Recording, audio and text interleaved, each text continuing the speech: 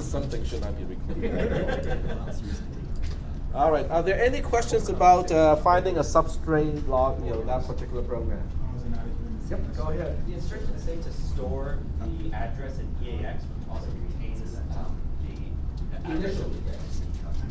So what you need to do is, when you're at the end of the entire thing, then you want to store the return value, which is the pointer to the beginning of the substring stack, right? And you want to put that into EAX.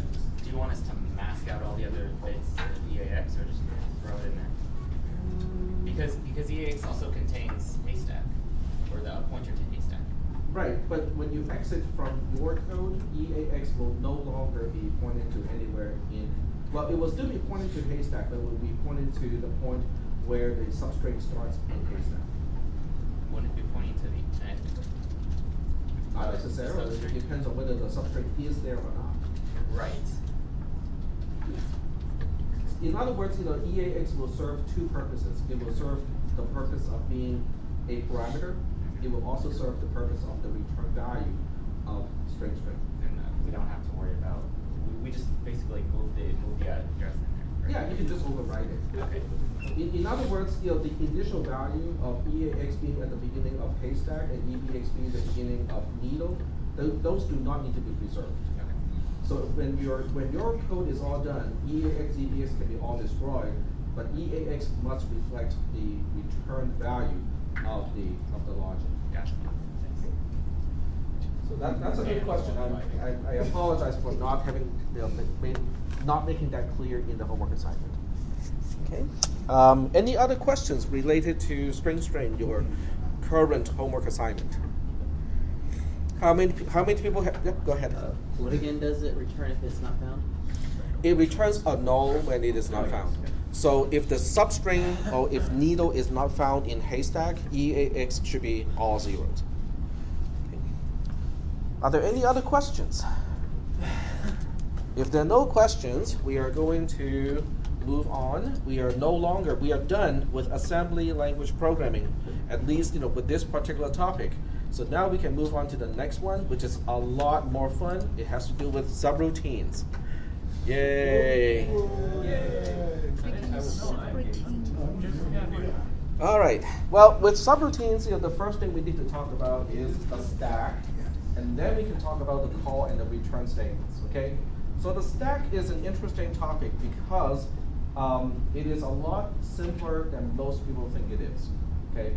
As far as the stack is concerned, well, let's click on this slide so that we can see what's here.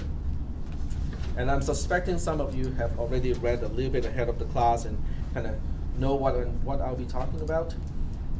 Okay, so the stack is based on the stack pointer, and then we have two operations related to the stack. One is called the push operation, where you put items onto the stack, and the other one is called pop, where you remove items from the stack. Okay? Conceptually speaking, does everybody understand what is a stack, or last in, first out? LIFO, instead of first in, first out, which is FIFO. Now, both of these concepts are important in computer science. Okay, first in, first out is really useful because every time you watch Netflix, YouTube, or anything like that, there's a buffer. A buffer is always first in, first out. Otherwise, the frames will be played in the opposite order for certain sections, and it will resume back to the original order and then backwards again, and that would not be a pleasant experience, okay? Unless you're watching a movie where you cannot really tell whether it's backwards or not. Oh, is that kind of like doing back and forth all the time? Okay. But last in, first out is a construct that is also very useful, except we don't usually see how LIFO is useful. Most of the time we look at LIFO and say, man, what a pain. Okay? Well, guess what? But whenever you move, your U-Haul truck is LIFO. Okay? So think about this scenario. Okay? So you're planning to move and you have all the map and everything. So you say, okay, I don't want to leave the map in the apartment, so I'm going to bring it into the truck. So you put it, on the, is it called grandma's attic? Oh, yeah. Yeah. So you put it there and go like, okay, now I will not forget to bring the map to the new place. Then you load up the whole truck, okay? And then you load up, usually the last item would be a bicycle or something like that. So you have to hold on to it and have your friend to close the tailgate because otherwise it falls out. And then you go to the front, and you started to drive, and then suddenly you remember, I don't really know exactly how to get to the destination. Where's the map? Well, the map is in Grandma's attic, in the U-Haul truck. How do you get to it? Like going through everything else. Exactly. That's exactly last in, first out. Okay? Because as soon as you open up the tailgate, the bicycle will fall out first. And then you have to dig through all that stuff to get to the map, because the map was the first thing you put into the U-Haul truck, and it becomes the last item to get out of the truck. It is an inconvenience. Okay? Your refrigerator is also, by its very nature, a last in, first out construct.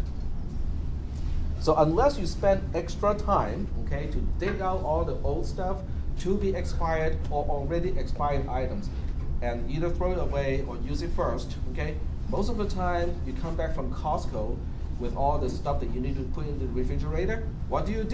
You shove everything in, so all the stuff that is already kind of old at the verge of getting rotting will get pushed further into the back of the refrigerator, right? And every time you cook, every time you want to eat something, you open the fridge, and all you see is all the new stuff that you just bought. You don't get to see the little mowed garden in the back of the refrigerator, right? And that's because of the last in, first out nature of a refrigerator, okay? To make a refrigerator first in, first out, what you need is a refrigerator that has two doors, okay? One door to put stuff in, and the other door to get stuff out, okay? Then it will become a first in, first out refrigerator. Or you can have a carousel, okay? So when you put stuff in, you just kind of rotate, the carousel, so this way it's easy to get the older stuff out first, and you put new stuff in, as a result.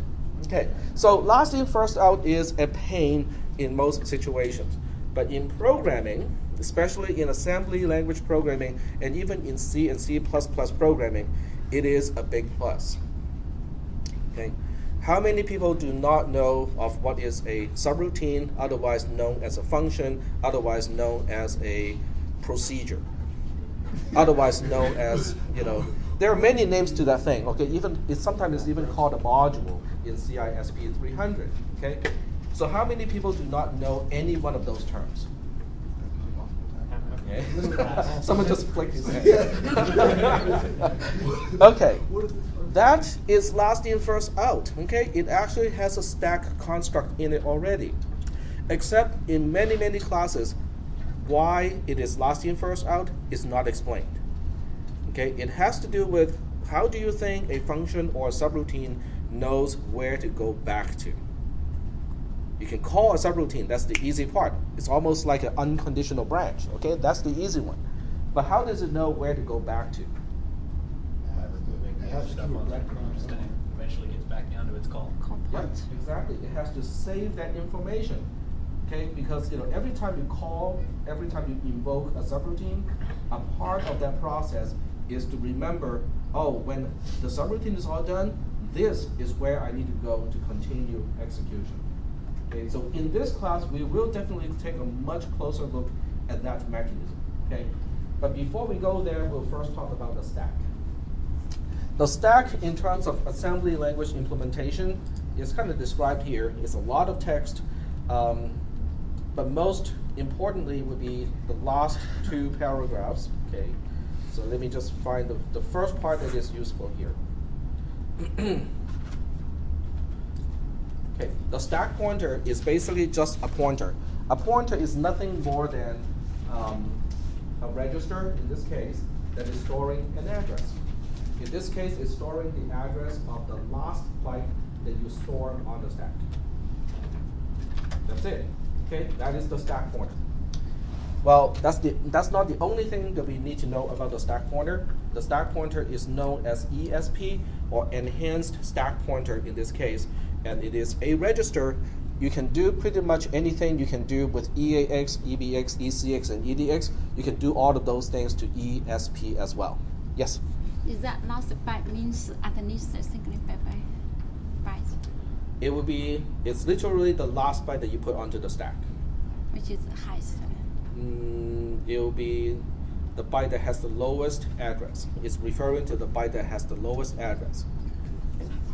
Now, the other part about the stack that is kind of strange, at least at first glance, but later on it will make a lot of sense, is a stack in computer programming grows down. In other words, the more items you put onto the stack, the lower the stack pointer will go. Okay? When the stack is empty, the stack pointer points to the highest possible address of the memory allocation, that is, of the memory region that is allocated to the stack. As you push items, as you put items onto the stack pointer gets smaller and smaller. Buffet plates. Buffet plates. When they're all on that spring thing.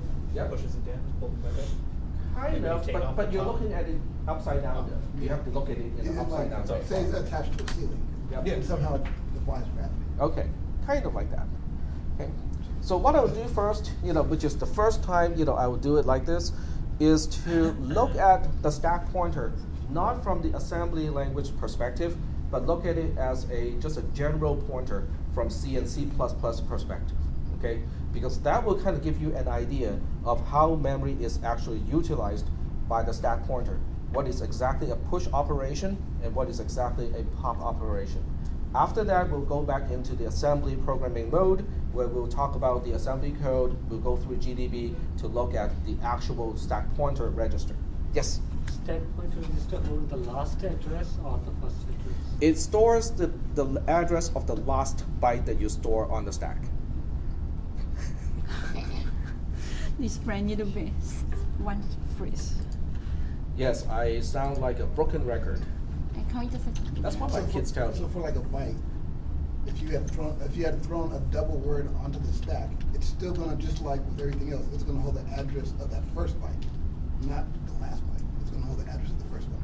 But you know that you threw a double word on the stack, so your actual data goes all the way 4 bytes after that point, or 3 bytes. Well, when you store a multi-byte item onto the stack pointer will point to the lowest byte of whatever you just store on the stack. So if you're storing a 32-bit number, because of little endian, it will be pointing to the least significant byte, because it always points to the lowest byte of the item that you just pushed. All right. So what I'll do is I'm going to include stdint standard integer.h. That will give me the ability to refer to to int32, int16, int8, and so on and so forth. Okay, and I'm going to put everything into the main program. Okay, I'm not going to use any global variables in this case. I'll put everything into the main program. So the first thing I would do is to allocate the stack itself, right? So the stack is basically a region of memory that is allocated by the operating system to your application program. So as soon as you have control at _start, the entry point of your entire program, the stack is already allocated, the stack pointer is already initialized right at that point. There's no need to initialize the stack pointer yourself. It is already done by the operating system before your code starts. Are we doing okay so far with that concept? So this is not like EAX, EBX, ECX, or EDX, where you cannot really count on the initial value by the time you get to _start. ESP comes with an initialized value. So which means this stack use LIF or LIF last in first out. Last in, first out. Yeah. Yep. So what I'll do here is I'm going to use a char array to simulate the stack that the system is giving you. So I'm going to say char stack, and we'll give it a particular size. Okay. So we'll say stack size is. This is just a demonstration, so I'm going to limit it to 4 kilobytes. The actual system stack can be, if I remember correctly, it is in about a gigabyte. I cannot remember exactly. It's actually pretty big. Per program? Per program? Per process. Process. Per process. Yep. But it is pretty big, for most processes. We can test it too. We can actually test it. In fact, this is what I'll do on the side because it will take a while to finish. Okay, so I'm going to write a program that will chew up stack space until we run out completely. Okay. And to write a program like this is pretty easy. So we'll say it's chew stack.s. We'll do everything in assembly. .text, .global _ start. This is the entry point of the entire program. And what I'll do is I'm just going to push something on the stack. In i386 instructions, you can push immediate. In other words, you can just specify, I want to push 4 bytes of zeros on the stack. That's what this instruction is going to do. Okay. Now at this point, we haven't really talked about what is the push instruction. So we'll just say that, okay, it's going to chew up 4 bytes on the stack. And we are going to test run this program, and when it does crash, because we are running out of stack space, we'll find out at which point it stops, and then we'll compare the stack pointer from the initial state to the point where it crashed. Then we can tell exactly how big the stack is. Yep. Just to get some clarification, so you're saying that the OS will initialize the stack pointer for us, so if we were to stop at line 3 and print out the address of start, it would be the same as the contents of ESP. If we already print out the content So of what? if you said ESP, which our stack pointer holds the value at _ start? No. No, _ start is the beginning of the code that your processor is going to execute. The stack is a whole different region of memory apart from the code that you're executing.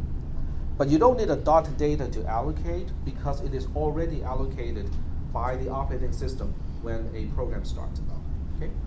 So we'll go ahead and just test run this program.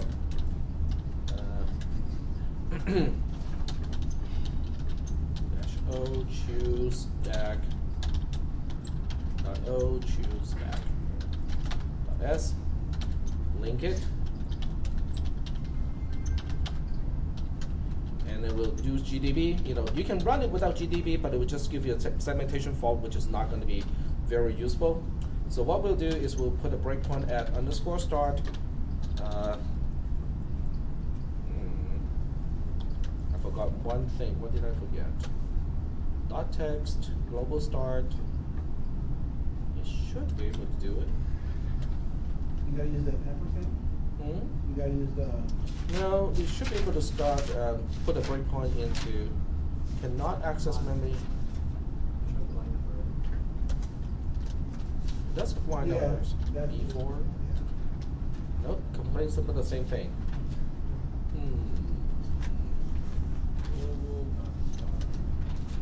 Nope, cannot access memory at address, blah, blah, blah. Run it first. See what happens. That's why you get... Oh, no, but you can put breakpoints before you No, you run should it. be able to set a breakpoint before you run it. I must have done something. Okay, .text. Do you need space after global? No, there's a space there. I can put a no op here, but that should not change anything. No, but you were saying the before global, but there was a space there.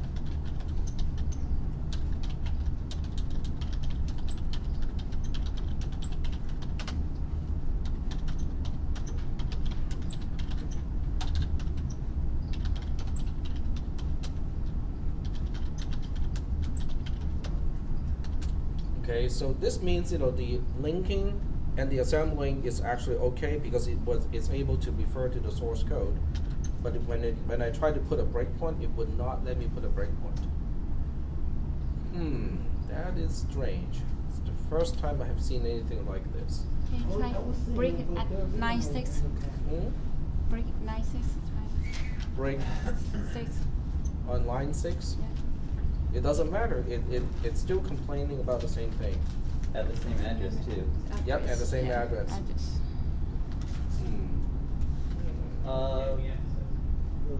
Isn't there space after global? Sorry? I don't know, maybe there isn't a space after global, but there's definitely. I don't think there's any problem here. Push. Other than jump having multiple spaces, I don't see like. Yeah, but one space and multiple spaces is considered pretty much the same thing. It's just a way to separate the instruction from the operand. That is really awkward. Elephant on. I mean, it wouldn't hurt to just use the address of the thing. Well, let me check if there's any problem with the file system itself. Nothing is complaining. The recorder is still on. Okay, let me change to a different folder. Let's go to my home folder and see if it's an issue. Oh, like maybe you don't have It should not, but we'll check. Have you tried loading a program that you've already done, see if it works? You can do that. We can do that too.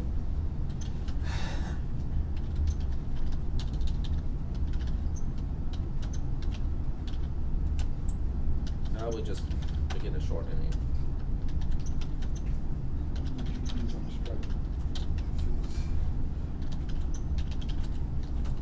Well, the thing is, I can list the program, which means the program is assembled and linked correctly. But when I try to set a breakpoint, it's the same thing. That is really odd. And sorry? Is it runnable? That's a good question. It will crash if I just run it by itself. It's going to crash.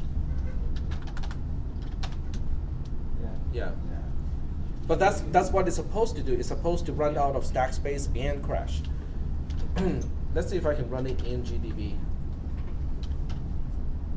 And it gives me a segmentation fault. And let me see if I can find ESP. Well, it does give me the correct value because this is usually BFFF something, and now it's down to 8 something. So so it has done its job already by the time it crashes, but I could not set a breakpoint, which is the part that bothers me. Okay.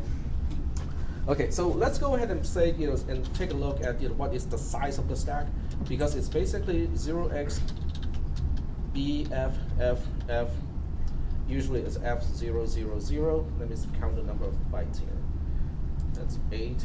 That's 82 minus BF 0x BF 800000. So it has 8 million bytes allocated, 8 megabytes. not 8 gigabytes, 8 megabytes, not 8 gigabytes. Okay. So the stack of a normal process is 8 megabytes large. Wouldn't that be processor dependent? Because the processor has its own stack, right? No, the processor does not have its own stack. Oh, that's onboard cache. Okay. Right.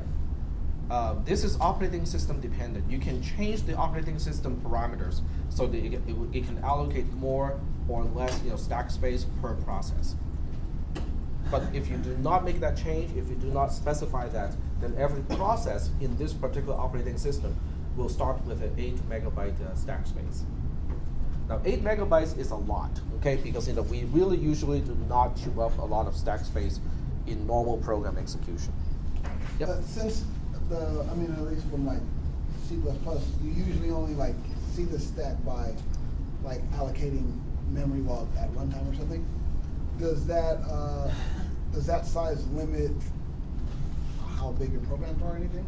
Does it have? No, not really. You can have a huge program that only uses a tiny bit of stack, or you can have a tiny little program has a recursive subroutine and it chews up a lot of stack space. So the size of the program in terms of code size usually does not have any direct correlation to how much stack space it's going to consume. Stack space is determined by how deep your calls can be. In other words, if you have A calling B, calling C, calling D, calling E, calling F, and so on, the deeper it goes, the more stack space it will consume. On the other hand, if you have more or less like a flat type of program where subroutines are really huge, each one, and you don't call a whole lot of levels of subroutines, you can have a huge program, but it can end up using very little space on the stack, because there's no such the deepest call may be just 5 levels deep instead of 30 levels or something like that. So there is kind of a limit of how modular you want to make your program. You don't want to write insignificant little function calls just to have modularity. Well, how deep you go is the problem. But the question is, how much is that going to impact the depth of calling? Because even if you chop down the program, okay, that's a good question. Okay, so let's just do this calculation. So we'll compare two extreme cases. In one extreme case, each subroutine has 500 lines, on the average, and I'm not joking. I have seen subroutines like that in a compiler. Okay, and inside these 500 lines, there are go-tos from inside a conditional statement, inside a switch, inside a for, inside another conditional statement, into the else branch of another conditional statement, inside another loop, inside another conditional statement. It's a huge mess. Okay, I was not able to figure out the logic of that program. I ended up just deleting the whole thing and start from scratch. Okay, so 500 lines per subroutine, as opposed to a more extreme case of 50 lines per subroutine. Now 50 lines per subroutine is not really bad because you can fit 50 lines on a screen per screenful, and that's a really good limit because you want to be able to see the entire subroutine from start to finish, so it's easy to analyze the code and the logic of the structure. So they're off by 10 times, right? So that means this is going to have to be broken up into 10 subroutines. And if this guy calls another subroutine that also has 500 lines, how is that going to impact the depth of the whole thing? It's not increasing by 10 times. Because each level, it controls the fan out to 10 times, right? But when you look at each one of these and you look at how it's going to fan out, it is fanning out 10 times this way, but it's not increasing the depth 10 times. So that's why a modular program is not going to chew up that much more stack space. It will chew up some more, but not as much as we think it's going to chew up. Is that making any sense? Okay. Sure. So then, when we're talking about, that's why go-tos are verboten, because as we go through and we execute, we don't come out of the function normally, so it doesn't take the stuff off the stack, and then we're building more stuff on the stack, or like what is it that makes it? Go-tos can only happen within the same subroutine. Okay. You cannot have a go-to that goes out of a subroutine into the middle of another subroutine. In C, you can do what we call a set jump and long jump to accomplish something like that. In C++, you have throw and catch, exception handling to do something like that. But that really does not impact stack space either, because what you're doing is you're at a much lower level, and you're throwing an exception, and it's caught by the caller of the caller of the caller of the caller, and at that point, things are all cleaned up, and you have a way to determine what to do with that exception. So even that is not going to be, it's not an impact. The reason why you don't want to use go-tos is because it becomes difficult to analyze the code of the program. You cannot look at just the condition of a loop to find out, okay, what has to be true when I get out of this loop? Because there are other ways to get out of the loop, ways other than making that condition false. So it's more the human component reading it is why we shouldn't use breaks. Exactly. Yeah. Things that can happen unexpectedly. Yep. All right. So now that we know the stack has about 8 megabytes, let's go back to this program here, and I'm still in the process of allocating the stack here. So stack is stack size, and now I will do a stack pointer. A stack pointer, I'm going to use a void pointer for that. So I'm going to just call this SP stack pointer. And remember what I said, the stack pointer points to the last byte of the last thing that I put onto the stack. What happens when the stack is empty? When the stack is empty? Well, if you to the first slot to use. Okay, if you think about it, okay, so let's say this is the stack. This is going, upward is high memory address, okay? So if I put something onto the stack pointer is going to point to the lowest byte of whatever I just pushed on the stack, okay? And the more things I put on the stack, the lower the stack pointer goes, So you got to okay? decrement the value of the stack. Well, I'm decrementing the stack pointer whenever I push something on the stack. So now you look at an empty stack, okay? An empty stack means there's nothing on the stack at that point. So where should the stack pointer be pointing to? Higher stack. here, Yeah. or here. Where I can see. Since there is nothing on the stack, right? Next. It means it is pointing to 1 byte past the actual end of the entire stack. So, That is the initial value of the stack pointer. so which is which one? Hmm? Which one? This one. But But that's- it's the that's- highest and that's not next. complete garbage, isn't that? What? It does not even belong to the stack. That's what I'm saying, it doesn't like. But you should not access it either, because Yeah. this is basically nothing, right? This is an empty stack, which means this location should never be accessed. Oh, so you mean, so the first time you plop something onto an empty stack, you need to move Right. before you put something on there? Yep. So we'll see how we will use the stack pointer when we push items on the stack and when we pop items on the stack. Okay. So the first thing we need to do is to initialize the stack pointer, and the stack pointer is going to be initialized to something like this. It's going to be stack, which is the address of the beginning of the entire array, plus the size of the entire stack, and that's it. Now it just kind of works out in this particular case because stack is an array of chars, and whenever you're dealing with an array of chars, whatever you add to the stack, to the pointer, is just incrementing the address by 1. So in this case, it just works out because of the type of the array in this case. Okay. This is how we initialize the stack pointer. And now I'm going to implement subroutines that will basically represent instructions that we're going to use. Okay. So the first one is called a push instruction, and we'll use push L to mean that we are going to push like 4 bytes on the stack. We're going to store 4 bytes on the stack, and we have to make adjustments to the stack pointer accordingly. Okay. So in this case, the stack pointer is going to be pointed to the stack pointer, and now we also have to specify what we're going to store on the stack. So let's just say that we can only store 32-bit integer values on the stack. So int32 underscore t, whatever the value is. Okay. Does everybody understand why it is a pointer to a pointer? Because I have to change it.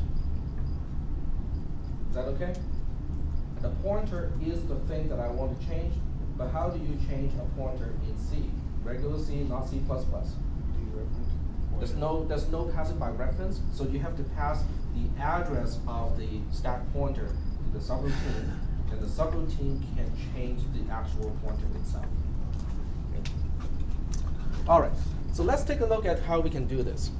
There are several ways to do it, but one way makes more sense than others. Okay, this way it makes more sense. So we'll first perform a dereference to PSP, or the pointer to the stack pointer. And what we're going to do is to say, hey, I want to change the actual stack pointer so that it is decreased by 4.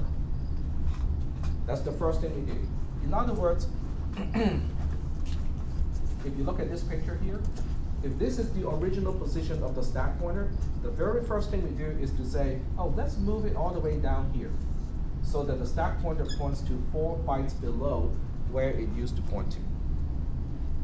Okay? In other words, we are allocating the space first before we make use of that space. Then the second thing we can do is to actually make use of the stack pointer. So this time we are actually dereferencing the stack pointer. But before we do the dereferencing, we have to do some typecasting thing first.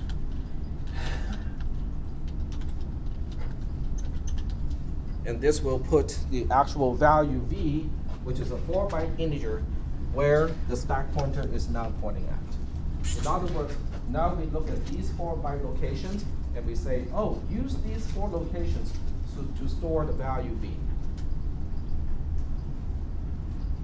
Are we still doing okay so far with that C code? Yes?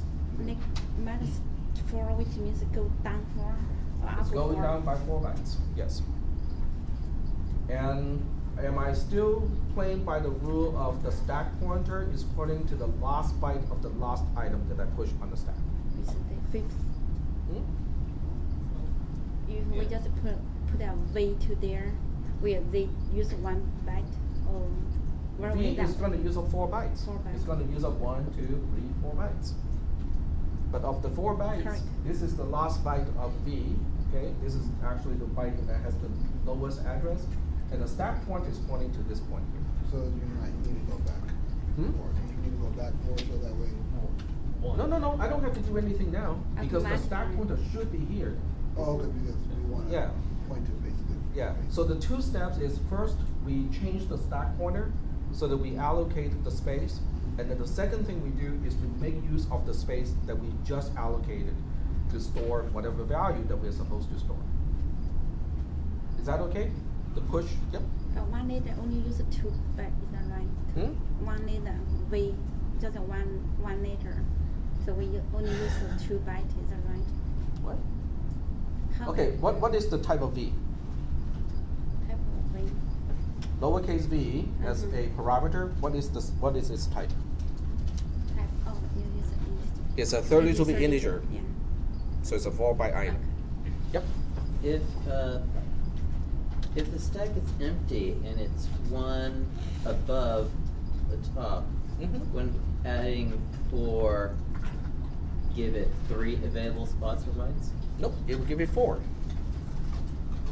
So we can use some actual numbers here. Okay, so let's say this location, which is the one location after the entire stack. Okay, so let's say this location is 0, 1, 0, 0 in hexadecimal. That will make this location FF, FE, FD, and then FC. Right? So the stack pointer, when the stack is empty, it will be 1, 0, 0. But when we have pushed a 4-byte item on the stack pointer is going to be FC. But because the last location is FF, we actually do have 4 bytes to store the item that we want to store, because between FC, FD, FE, and FF, we have 4 bytes. And all of these 4 bytes are in the stack that is already allocated. All right. So the other thing we can do is to, we'll do something that's relatively boring first.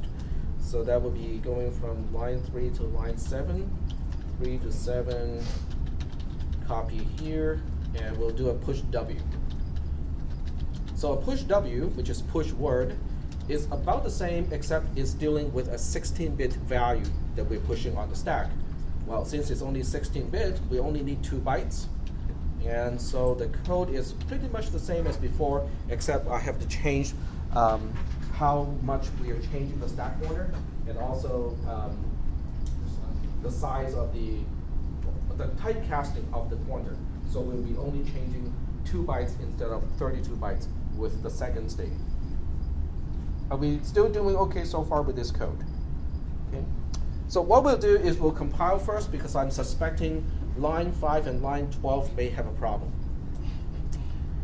Why do you think it might have a problem there? Look at line 5. Okay, line 5 is open paren, asterisk, PSP, close paren, minus equal 4. Why do you think that line might have a problem? How many people still remember pointer arithmetics? So subtracting 4.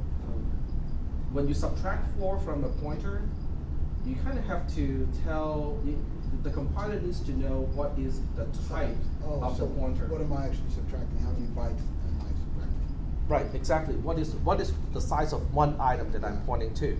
Now, when you look at PSP, it is a pointer to void, which has no size. As a result, the compiler probably will come back and complain and say, well, I understand you want to decrease the pointer, so it points to 4 voids before the current one, but how big is a void? I don't know. There really is no underneath, we don't get to see implementation for the size of void. Void by its very definition has no size. So let's check. Let's check whether the compiler complains, and it does not. So in the case of a void pointer, subtraction is just subtraction. So if you subtract 4, it is just subtracting 4, which is cool. Okay, it's fine. Okay. But is that fine? Because then It is fine. because PSP has a value that we don't currently know, right? It starts out with some hypothetical garbage value? Not after we initialize in main, right? Yeah, we don't have. Because in main, we Okay. initialize the stack pointer already. So whenever we push, like push L, what we're going to do is to say, use the address of SP, which is the pointer pointing to the stack pointer itself, and we can say push a value of 5. So it's going to use 4 bytes or 32 bits to represent the value of 5, and then push it on the stack. Okay. And then we can do the same thing, in the next line, push W, and we can push, 0x1234 onto the stack. So now it's time to, kind of specify how do we remove items from the stack? How do we pop something from the stack? Now to pop something from the stack, the interface or the prototype of the function is going to be a little bit different. I will have a return type of int32 if I'm going to pop L, pop long. We still have to supply the stack pointer as a parameter because I refuse to use global variables, which most people will probably use at this point and go like, why do I need to pass the stack pointer all over the place? Can I just use a global variable called the stack pointer? No, I refuse to use any global variables. Why? Because it's a taboo. What type? People who type goto, or people who use global variables, typically have fingers missing because their professors will go like, I want to come into my office and show you some of my tools, and they come out with like, oh, what happened to one of my fingers? Do not use global variables unless you absolutely have to. We need it. We need it here. No, we don't. We can pass it as a parameter. Are continues bad? Are continues bad? That's questionable. Some people think continue and break are okay. I personally think they are not really that okay.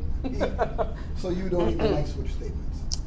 Now, switch statements is an exception to the rule. I really do not like switch statements. Okay, definitely not the way it is specified in C and C++, because there really should not be a need to do a break for each case. That should be the default behavior. Is it cannot fall through the cases. As soon as it sees the next case, it should just break. Right, it cannot fall through cases. Okay, but C is written by basically really experienced top level, top tier programmers. So You take their word? it's a little different. Yes. If break was the default, then how would you allow it to fall through? Sorry? If break was the default action, how would you tell it to fall through? You cannot fall through. Go to next case. Because the whole concept of letting something fall through in a switch statement is a convenience. Okay, that is strictly a convenience thing. Because what if you have 2 cases or 2 branches, and you want both of them to fall through to a third branch? You cannot do that in C and C++, right? Because fall through only works sequentially. You cannot say, hey, I want this branch to fall through all the way to over there. If you want to do that, you have to use a goto. We can call. So then you have a we can switch call with the goto. program. Right.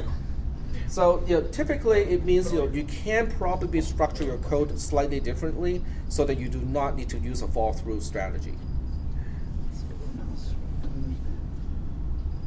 All right, so we are popping a value. So what we'll do is we'll specify int32_t as a local variable v here.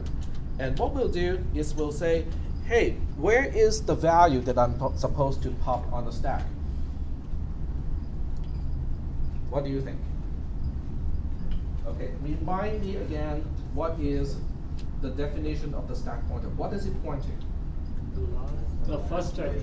Responds to the last byte of the last thing that we push on the stack. And I'm trying to retrieve a 32-bit item from the stack right now. So, hey, the stack pointer is already pointing to it. Yeah. Great. So what we need to do is just to dereference the stack pointer. Okay, so we'll say, well, we have to typecast it first because otherwise it's a void pointer. It is now a 32-bit integer pointer, and we just dereference it. Okay. Now we have to use an extra asterisk before PSP because PSP is not the stack pointer; it is a pointer to the stack pointer. So that's why we have to dereference it once in order to get to the stack pointer. After this, what do we do? In other words, I have just retrieved the last item that I pushed on the stack. This is now no longer on the stack. I don't need this on the stack anymore. You gotta add 4 to the. I'm going to add 4 to the stack pointer. Very good. So I'm going to do something a little bit better than last time. In fact, I will go back and change the other program, because this is the proper way to do it, is to refer to the size of an in32_t, so it's consistent. Instead of just hard coding 4. Yeah, instead of hard coding a 4.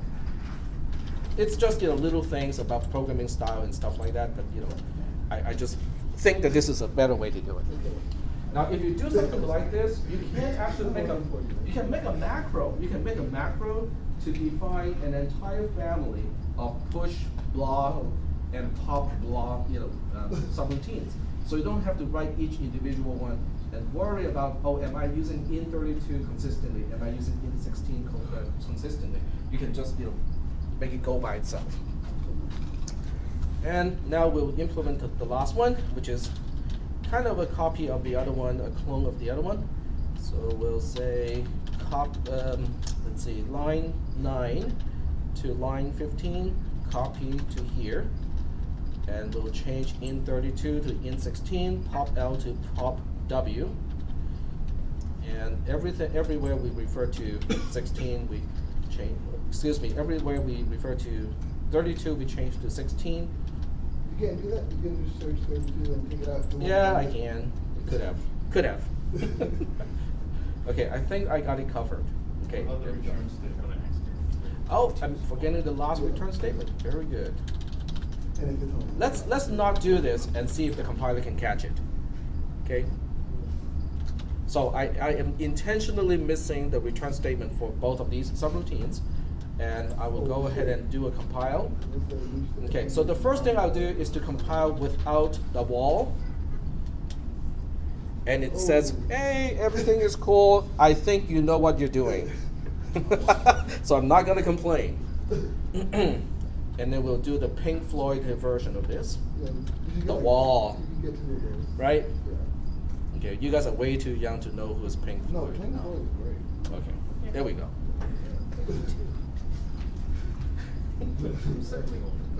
Okay, so it does complain, okay? This is the reason why you want to specify dash wall when you compile a C or C++ program, because it will catch a lot of common mistakes that people make in regular programming, like forgetting a return. Okay? So it does complain about the missing return statements, so that's easy to fix. We can go back and fix all that stuff. We'll go back to the pop and say, oh, okay, that's the whole reason why we have a local variable v, and we'll do it here as well. Is that okay so far? Okay. All right. So what we'll do is we'll also probably include stdio in this case, because I'm just going to print it out, okay, instead of using pop W first, okay, because it's last in, first out. So if I want to get to the items, the way I put into the system, in other words, if I want to get to the 0x1234 as one item, and I want to get to the 5 as one item, the way I retrieve has to be exactly opposite to the way I put it into the system. It's last in, first out, right? So the last item that I put into the system is a 16-bit integer that has a value of 0x1234. It has to be the first thing that we remove from the system. Okay. So we'll see whether it works or not. Okay, this is going to test whether it works or not. And then the next thing we are going to do is going to be the next item, which is the long, which is supposed to be a 5. Okay.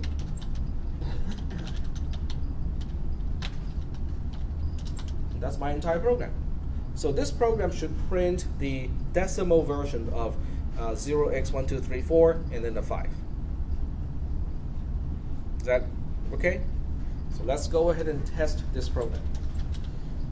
We'll say gcc-g, just in case, -o stack C, And it does that because 4,660 is 0x1234, and then the 5 is next to it. I forgot to put a line feed, at the end of the printf. That's why it's kind of like all combined into one line. But the program does work. Yep, go ahead. Yep. You said you have to do the pop word instead. If you did pop long, wouldn't it just take the 4? That's a good question. Let's try that. Okay, so first thing is to put a line feed here. The second thing is I'm going to mess up the program by putting a pop long where a pop W is supposed to be, and then a pop W where a pop long is supposed to be. Now we know this is not going to work out the same way as before, but instead of just running the program to find out exactly what it's going to do, how wrong it is, we will try to figure out how wrong it is by analyzing the program, and then we run the program to verify that our understanding is correct. Okay? So what we want to do is to look at the entire stack as we push items on the stack. Okay? So this is the top end of the stack, which means whatever points up is the higher address. Okay? The first thing we push, according to this code, is 5, and I'm going to use 4 bytes to represent that 5. Well, that's pretty easy. Use up these 4 bytes. This is going to be a 0, 0, 0, 0, and this is going to be a 0, 5 because it is little endian. Okay, the least significant byte goes to the byte that has the lowest address. So after the first push long instruction, the stack pointer points here because it is pointing to the last byte of the last item that I push on the stack. And that turns out to be the byte that has the 0, 5 in it. Are we doing okay so far? The next one is push W, and I'm pushing 0x1234. So we're going to use up 2 bytes in this case. 1, 2 is the most significant byte. 3, 4 is the least significant byte. The stack pointer is now updated to point to the byte 3, 4 because that is, once again, the last byte of the last item that I pushed on the stack. Okay? Is everything okay so far? Now we have the wrong pop instructions. Okay?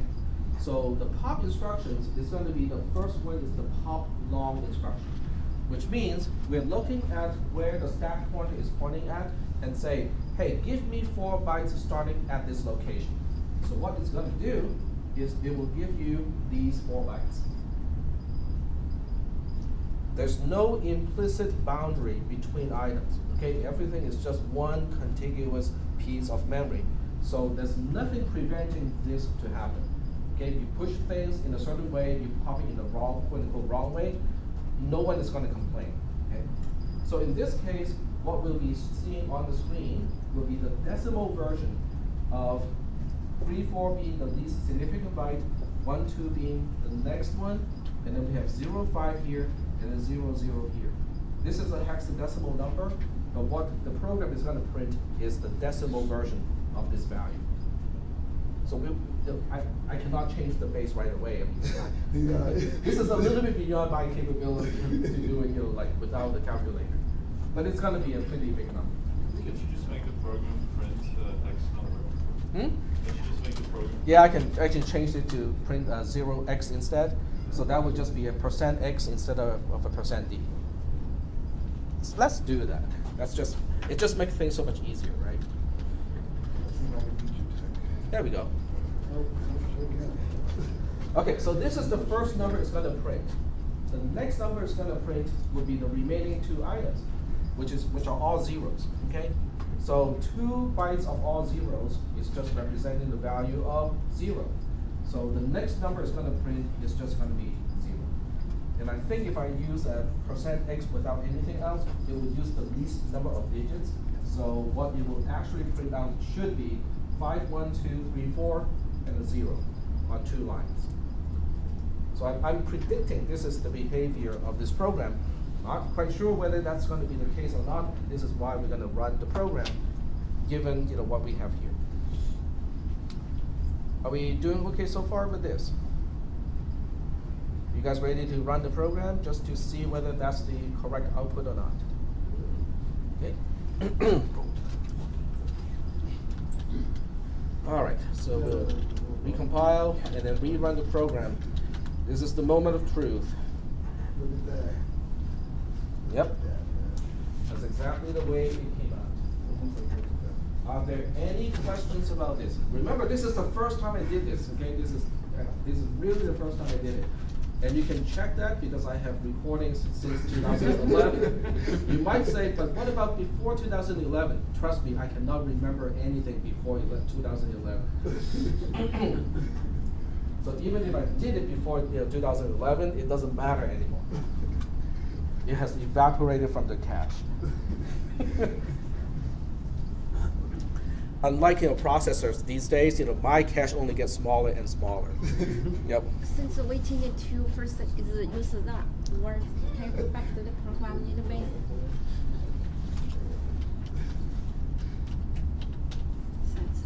So we print right here. Are you trying to get to the end of the program, like the main part? Yeah, main part.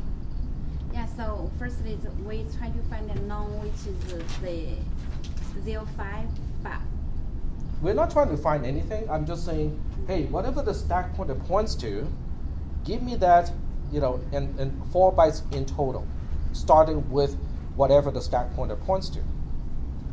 That's what pop is going to do.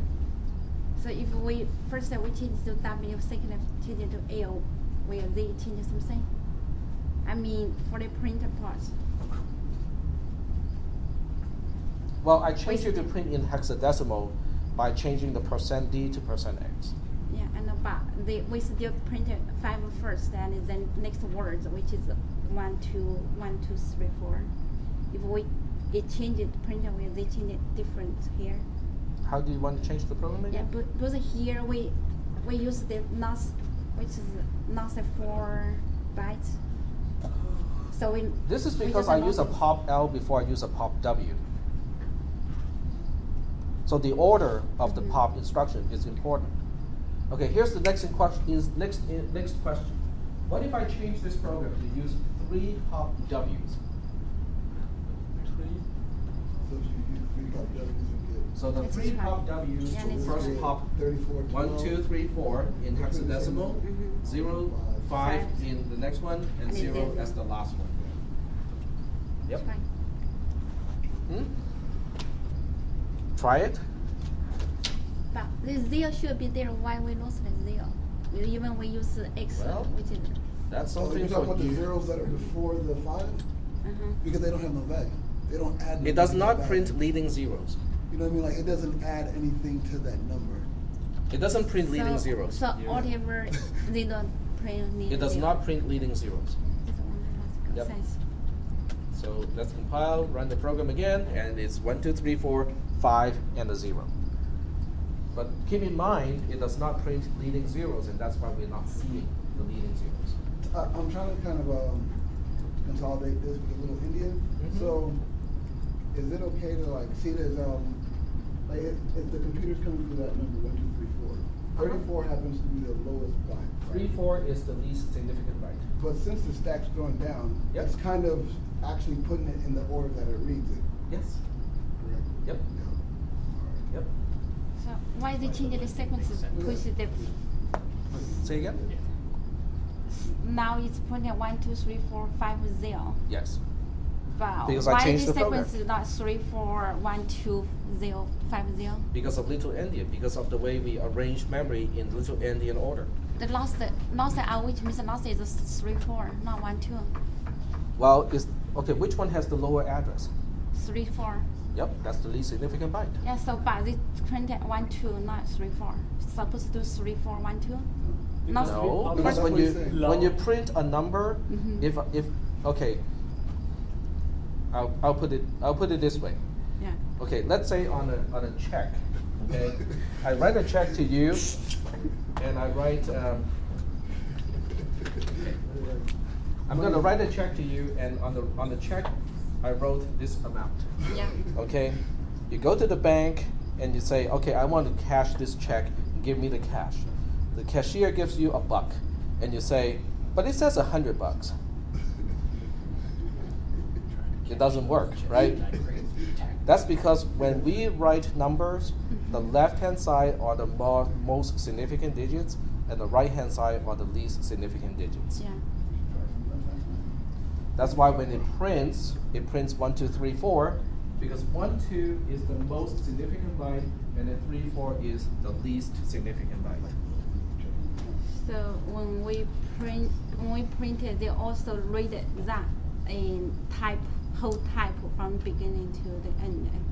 It's not from like here they stack, they go this stack sequence. In the stack, we are displaying the bytes in each one is an individual byte. Yeah. And up means higher address. Higher, yeah. Low means lower address. Yeah. Yep. And it's consistent with little endian because little endian says the least significant byte goes to the lower address. That's the correct way to do it. Sure. Yep. And Oh, it will- sorry. No, go ahead. And it will give you a segmentation fault if you try to pop W 4 times.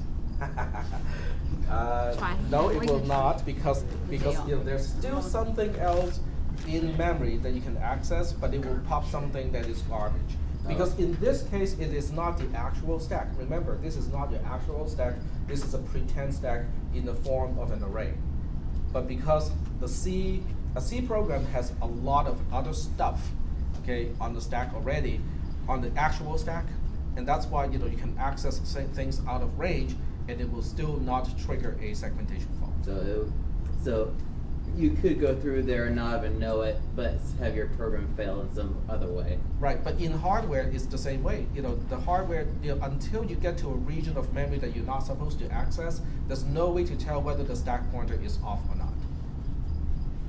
Go ahead.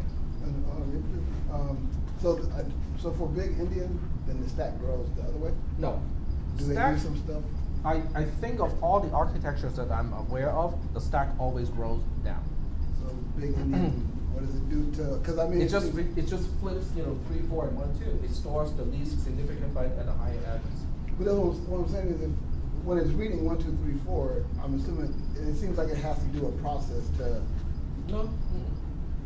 Because the little endian process, whatever makes a processor little endian or big endian, is basically the ordering of how you read a sequence of bytes and you put it into a register. And it's going to follow the same order. If it's little endian to begin with, it's going to be little endian when it puts stuff onto the stack and it reads stuff from the stack. If it's big endian, it's going to be consistent because it's going through the same translation process to go from a multi-byte register to memory. Okay. Yep, go ahead. I was gonna say since you only declared an array with 4,000 characters, you Right. can keep technically going, and if the other parts of your program don't change it, it'll still work, right? It will still be there, yep. But in an actual program, there are other things that can chew up stack space, so things may not be there anymore once you deallocate. Right. So are there any questions about the push and the pop quote-unquote instructions that we are currently implementing as subroutines? No questions about that? Let's do exactly the same thing, but this time we'll do it as an assembly language program using assembly language. Okay, we'll actually be using the push instruction, the pop instructions. So what I'll do is I'm going to put this program on one side, split the screen. I want to split it vertically. Okay, fine. -O, stack.c, stack.s. So one is the left-hand side is the C program, and I'm just going to display the code here. And then on the other side, I'm going to write the assembly version of the same thing. Okay. It's just print it to right side. What's command? Which command? -uppercase O. It's recorded. It's all recorded. You did two things. It saves you time to ask me right away, but it costs the whole class time by answering that question.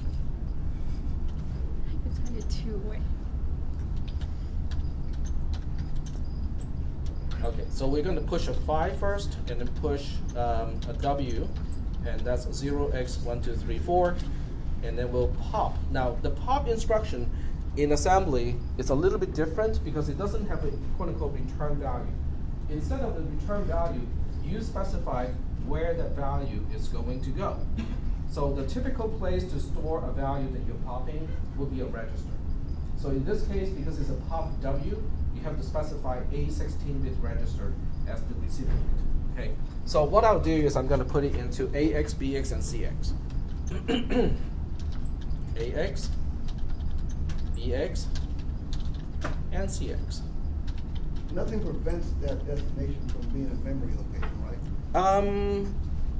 With a cisp architecture like the i386, you can specify a memory location.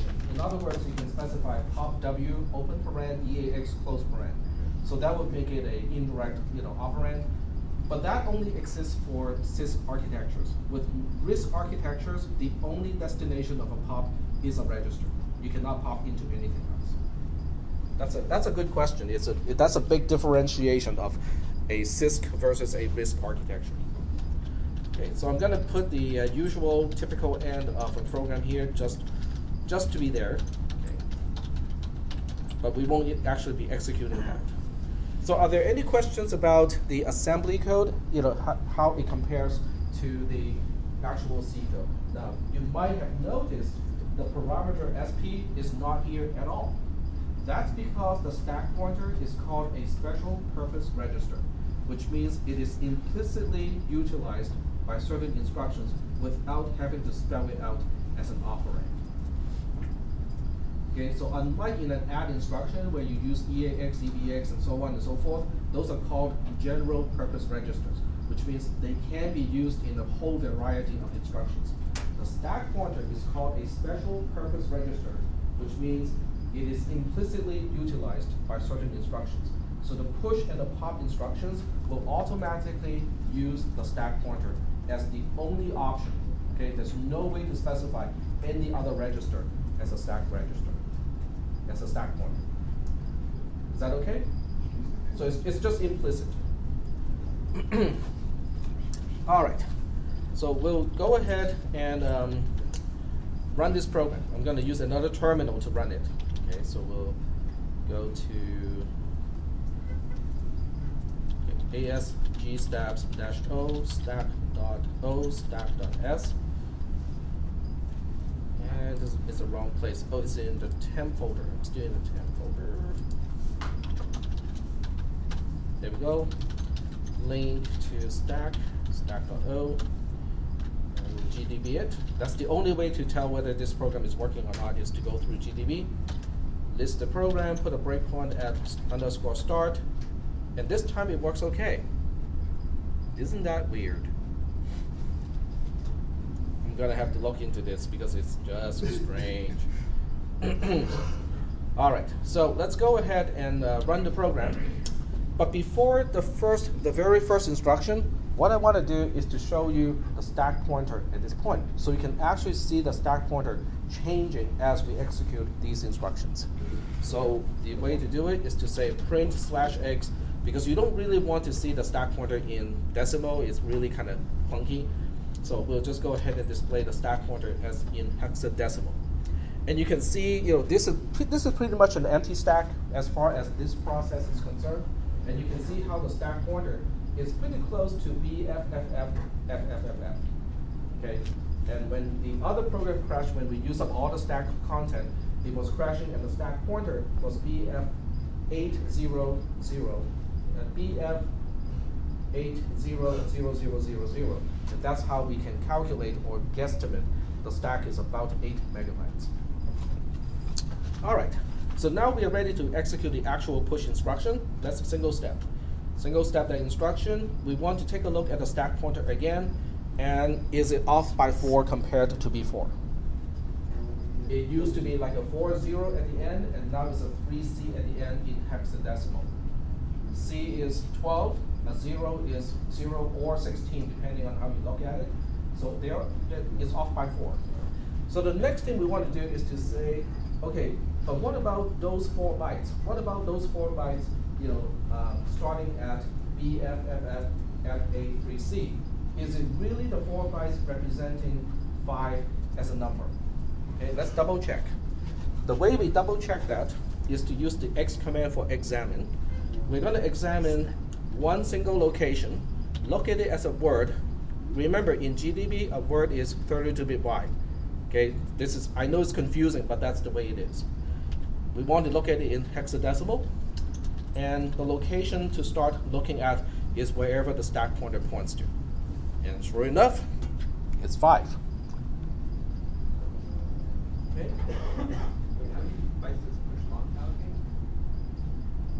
How many bytes does push L allocate? Okay, when you have an L in the assembly language program itself, an L is 32-bit or 4 bytes. But when you use W in GDB, it is also 32 bits. If you want to refer to 16-bit, which is what we'll do next, it's called a half word, so it's an H instead of W. So in assembly, where Yep. So in your in assembly, in your .s file, if you refer to it as an L, in GDB, it is a W. If you refer to it as a W in the .s file, which is a word, it is called a half word, which is H in GDB. But a byte is still a byte, so these two are the same. All right, so let's go ahead and execute the other push instruction. This is the push W instruction. It's going to push 1, 2, 3, 4 in hexadecimal onto the stack. So we'll do the same 2 things that we did before. The first thing is to look at the stack pointer. Is it off by 2 now compared to just before? C and A are off by 2. Okay, very good. And we also want to look at what did we push on the stack. So this time we're going to look at one single half word item, because one word in GDB is 32-bit, so half word is 16-bit wide, and it is 1, 2, 3, 4. So everything is kind of working the way we expected. We're still doing okay so far. This is doing exactly the same thing as the C program, except we're using assembly instructions to accomplish the same thing with the system stack and not a stack that we allocate for our program. All right, it's time to execute the pop instruction. Execute the pop instruction. What do you think the stack pointer should be at this point? AC, yep, it should go back to 3C, right? Yeah, 3C. Yep, it is. And what do you think should be in register AX? Whoops. Let's print it in hexadecimal. It is 1, 2, 3, 4. Okay? It's exactly the same thing that the C program did. So the C program is really just a way for me to illustrate the underlying operations of a push and a pop instruction, but expressed in something that you should know, from your previous programming class. Okay. So we'll single step the next instruction. What do you think should be in ESP? It was 3C, and now it should be 3E. No, it should be 3E because we still have 3 pop W. So it's only changing 2 at a time. So it should be 3E at this time. And what do you think should be in register BX? 05, exactly. And then we single step one more time. And this time, if we look at the stack pointer, it should be back to 40. And if we look at register CX, it should be 0. Exactly. So now we can see how the assembly language program using push L, pop L, push W, and pop W is really doing the same thing as the subroutines in the C program. Is that okay so far? Okay. So before we go today, we still have 50 seconds or so. We'll take a look at the C program. And then we say, look at the push L instruction. If you look at the push L instruction, can we implement these 2 lines of code in the C version with assembly code other than the push L instructions? In other words, can I implement the push L instructions without using push L, but only using other instructions that we have already talked about? Move, add, subtract, that sort of thing. If you want to put in jump and JC, hey, why not? Why don't we just move And then we can like use the indexing Well, reference to. no, you don't even need to. Look at line 6. What do you think line 6, can be done? How can line 6 be done? Okay, line 6 of the C program, which is this part here.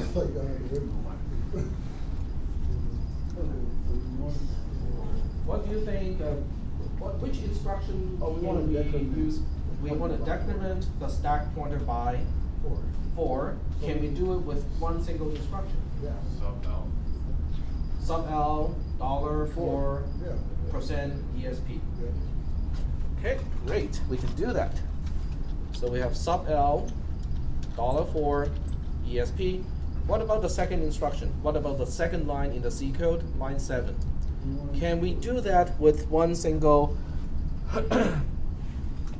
instruction in assembly? So we're storing a 32-bit at. We are storing the constant immediate 1 to 5 Yeah. into as a 32-bit thing into wherever the stack pointer points to. Yeah, so we Long. move Move long. Yeah, move long 5. Dollar and then 5. Open parentheses, ESP. Indirect ESP. Yep, exactly. So what this is telling you is the push and pop instructions are not 100% necessary, because they can be implemented using more elemental instructions. So in certain type of what we call pure RISC architectures, the push and pop instructions do not exist, because it can be done by using add, subtract, and the usual regular move instruction. The same way is true for pop instructions, except the order is different. Okay, so instead of a subtraction, you have an add. Instead of a move to indirect, you have a move from indirect to a register. So we can, cause I also looked at like types and stuff, so if we see that, we can view that as a pop instruction. That is correct. Well, this would be a push instruction. That would be a push instruction. But the pop instruction has the exact opposite thing, and also opposite order, which means you retrieve whatever the stack pointer points to you move it into a register first, and then you adjust the stack pointer. So it is exactly the opposite. Is that push means extract value, pop means put the value back, pop, push. What's the different function for that? I mean, we use the pop AX where Pop to retrieve, push to put it in. push it to put it in. So the pop WAX that register. AX is Where? the destination. It stores whatever value that you are popping, that you're retrieving from the stack. And what's the 6 for? 6 here. Huh? Is that 6 for? AX, BX, and CX are destinations. Because when you pop something from the stack, you're retrieving from the stack, right? Mhm. So where are you storing whatever you're retrieving? Well, Mhm. into the registers, AX, BX, and CX. So if we put it change the 6 to instead of it change 6 and AX, will the 6 keep the value 1, 2? I mean, when we use that register, can we change the sequence? They just have store the value there. Is that right? It's just copying whatever the stack has into the register. Other than that, it's still a regular AX register. You can do whatever you want with it. Right? Are there any other questions about the push and pop instructions? Okay, well, if there are no questions about this, the next time we'll talk about the call and the return instructions. They are also closely related to push and pop, because we are still putting something on the stack and also retrieving something from the stack. And the reason of what we're putting on the stack and why we are also removing that thing from the stack is entirely different. Okay, if we are no longer dealing with just registers, call and return relates to actually calling and returning from subroutines. So it's closely related to push and pop. It has to do with the stack, a big deal. Okay, but at the same time, it is a little bit different in terms of the context, because it really is implementing call and return in a high-level language. The test is next Tuesday. Next Tuesday, it is the usual thing, open book, open notes. If you can find anything that's useful, print it out or handwrite it, bring it to the class. I will have, inexpensive calculators in case you need to use it. I don't think you will have a lot of needs of doing calculations, okay, but, in case somebody needs it, there will be some. Are there any questions about the exam number 2? Will this be on the exam? No, this will not be in the exam. So the scope of the exam is only up to the previous topic. So up to converting C statements into assembly code. And floating point numbers. And floating point numbers, yes, the favorite topic, yes, absolutely. All right, so I'll be stopping the lecture now and we'll